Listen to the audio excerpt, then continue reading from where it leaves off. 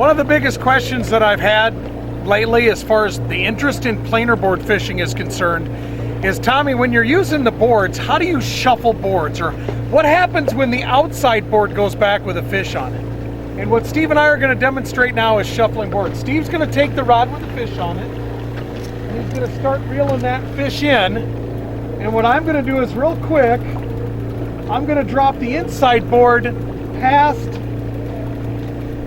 the outside board. Now they've both got 100 foot of line on it. So theoretically, if I drop that inside board at least 100 foot past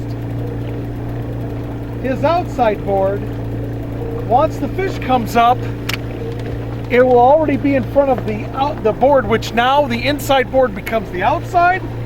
That goes to this rod holder, and he's going to reel in the fish that was on the outside inside. So that's one way to do it. Another way to do it is completely reel in that inside line, clear that side of the boat and bring the fish in. This allows that lure that's out there to keep fishing while we reel in the fish. So there you have it. What happens when the outside board goes back? Drop the inside board back farther than you've got the amount of line out, reel the outside board in, and you're catching fish. You're shuffling boards. Shuffle up! Okay, now when you're bringing in a fish with a planer board, I'm gonna have you move back here, Steve. You keep your guy back far enough, and the biggest key to this is on the transition, you've got the fish on the hook.